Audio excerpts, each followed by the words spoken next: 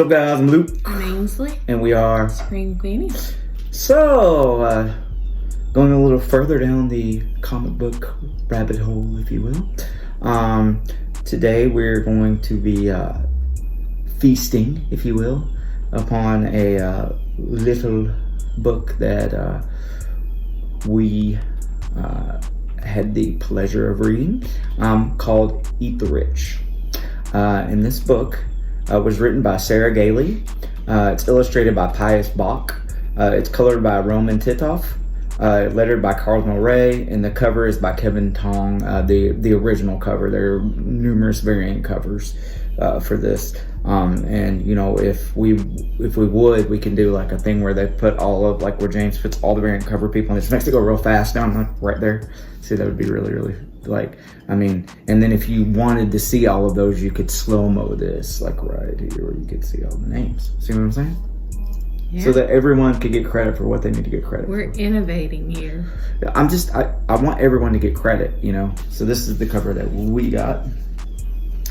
Eat the Rich, yes.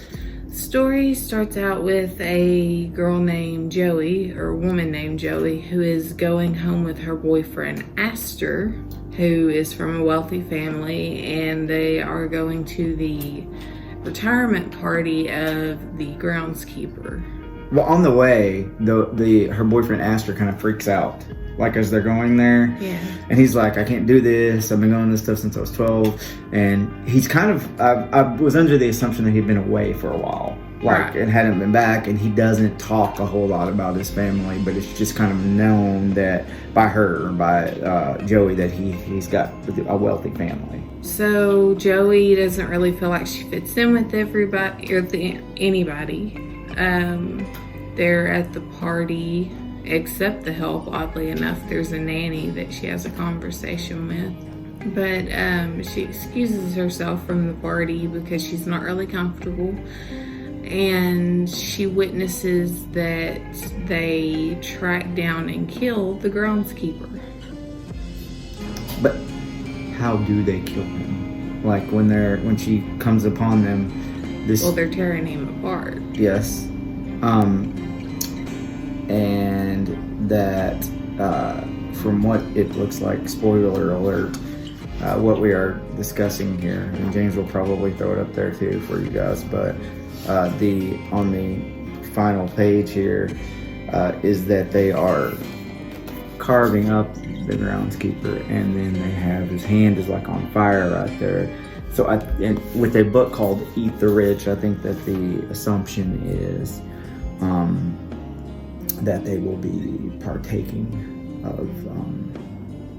of his body or whatever. Well, the title makes me think that at some point it's going to be reversed, because this is the rich eating the poor. Exactly. When I saw that this book was coming out, I've been looking forward to reading this book for quite a while. I saw it a couple months ago on the previews list, and then where you could get it, and so I thought this would be perfect for the show. Obviously, it's got some gore and stuff to it toward the end of the story, but for something that, and I'm assuming there's going to be more throughout, but maybe it's more of a psychological thing. I don't know. But for a book that I assumed was going to be based around cannibalism, there was not a lot of gore in this book. I did not feel like until the end of the story. Correct. It's very psychological, I felt like. I feel like through this whole first issue, you just keep waiting for the thing that you know is coming, right? And you're just wondering when you're going to find that out. And then someone's going to get eaten, you just don't know when. Yes, and you, just when you're giving up hope that it's going to happen, you get it, and then boom, there it is, and then you're just left hanging after that. I was actually a little underwhelmed with the progression of. I thought it dragged a little bit. I suppose a little too much of a slow burn for you, right? Where the other comics we have done jump into the action a little faster. This, nothing really happens until the very last frame. I felt like it was more of a character building, I guess. It was. And in general, those episodes of shows and things like that, or even series that are really based on character building, are not your favorite. I enjoyed the book, but even for somebody that is very much about, like, I like when they build up characters for me. I'm very much looking forward to future issues of this book. I did like this book.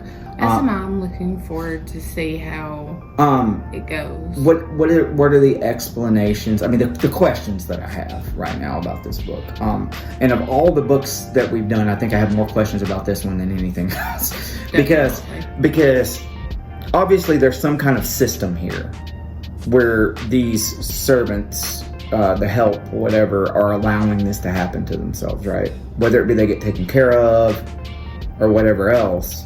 Well, we don't really know. I mean, since the guy ran, he obviously knew what was going to happen, but we don't know how much they know going into it.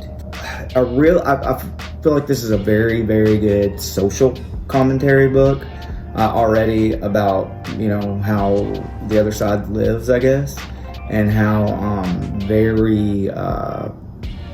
Yeah, we're very much set up to empathize with Joey. Yes. That we are the Joey in the story. Yeah, we're seeing things through her eyes. Everyone else that's around her right now obviously somewhat knows what's going on. Everyone else has more information than she does about what's going on, which is the same as us. And it, not just that, but she's the kind of middle class... college girl. I mean, like, college girl, has values, and the rest of them just seem kind of like rich douchebags. That really, really, really don't understand what it's like to not be in charge and just be able to throw money at something, it seems like, right? I mean, right. Like, you come into a lot of characters that you don't like. Strictly based on the fact that they don't feel like that there are repercussions for their actions, right? I mean, like, that's what it seems like.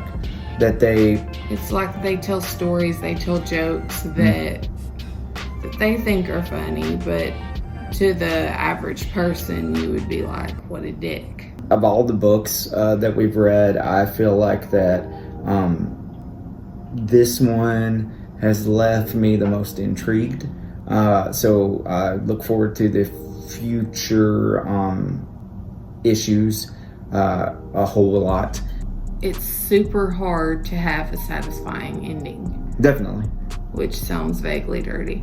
But, So anyways, after all of that discussion, check out Eat the Rich. Please do. I want this book to continue. And if people don't check it out, then at some point it might get canceled and we won't get all the answers. So please do that. Read it. Yes, please do.